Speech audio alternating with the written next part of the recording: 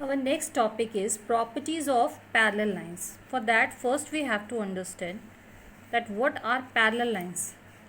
The two lines which do not intersect each other and the distance between them remains same everywhere. So such kind of lines are called parallel lines. Here line L and M are parallel lines because the distance between them is same everywhere. So they do not intersect each other, however far they are extended.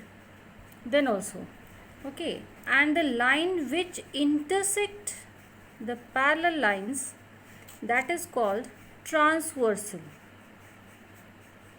That is called transversal line. The line which intersect the parallel lines, that is called transversal.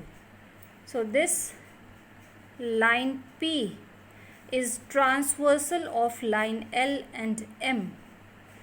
When the transversal intersect the parallel lines, it forms four angles, 1, 2, 3, 4, and here also four angles, 5, 6, 7, 8. So total 8 angles it formed when the transversal intersect the parallel lines. So today we'll discuss about all these angles. Already we have discussed the linear pair angle and the vertically opposite angle in the previous chapter. So here if you will see only this figure, so angle 1 and angle 3 are vertically opposite angle, angle 2 and angle 4 are vertically opposite angle 1 and 2 are linear pair angles, 3 and 4 are also linear pair angles. Similarly, angle 6 and 8 are vertically opposite angles, 5 and 7 are vertically opposite angles, and 6 and 5, 7 and 8 are linear pair angles. So today we will discuss some more angles. The first one is corresponding angles.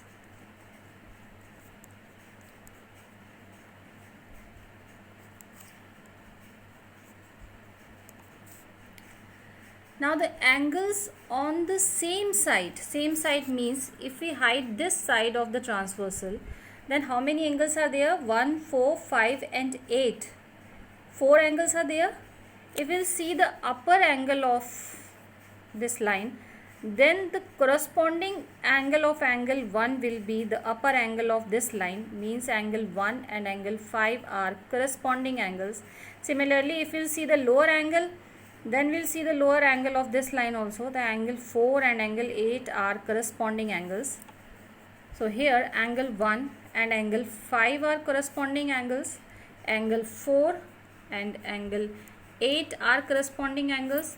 Now if we will hide this side, then you see angle 2 and angle 6 are corresponding angles. Similarly, angle 3 and angle 7 are corresponding angles. And the value of corresponding angles are always equal. Now we'll see the next angle, that is alternate angle.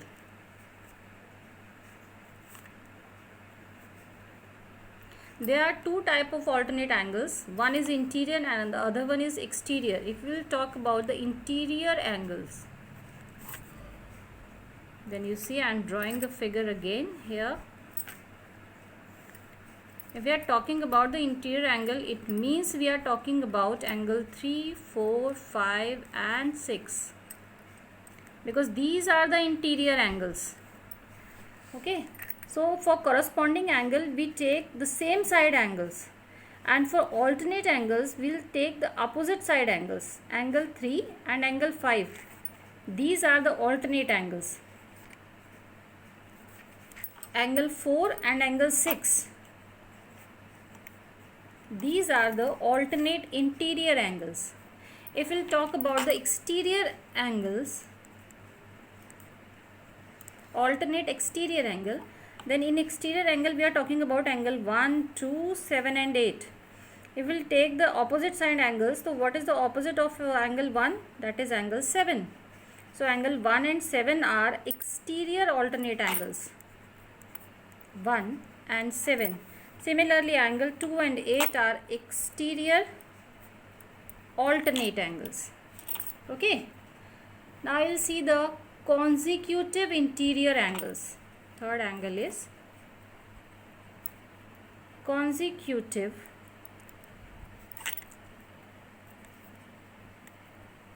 interior angles. Again we are talking about the interior angles. It means we are talking about angle 1, 2, 3, 4, 5 and 6. If we are talking about interior angle means we are talking about these 4 angles. Alternate angle में हमने opposite side के angles लिए थे और consecutive angles में हम same side के angle लेंगे. So here angle 4 and angle 5 are consecutive angles, and the sum of the consecutive angles are always 180 degree. Means angle 4 plus angle 5 is equals to 180 degree. Similarly, angle 3 and angle 6 are consecutive angles and their sum is equal to 180 degree. Understood? Angle 4 and angle 5 are consecutive angles, and angle 3 and 6 are consecutive angles, and their sum is 180 degree.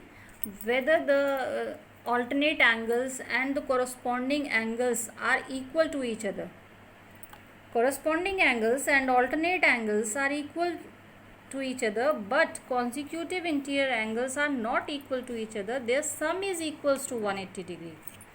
Now if we'll see one question here.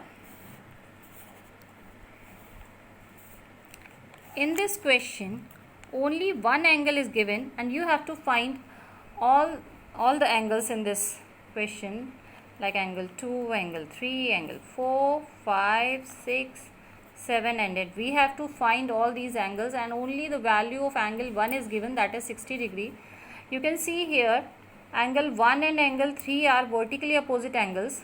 So the value of angle 3 will be 60 degree because the vertically opposite angles are also always equal. Now angle 3 and angle 5, these are alternate angles and the value of alternate angles are always equal. So the value of angle 5 is also 60 degree. Now here angle 5 and angle 7 are vertically opposite angle. So the value of angle 7 is also 60 degree. Now you see here, see this part of this question only. This is angle 1 and angle 2. These are linear pair angles and the value of one angle is given 60 degree. So we can find out the value of the angle 2 because the sum of the linear pair angle is always 180 degree. So the value of angle 2 will find from here.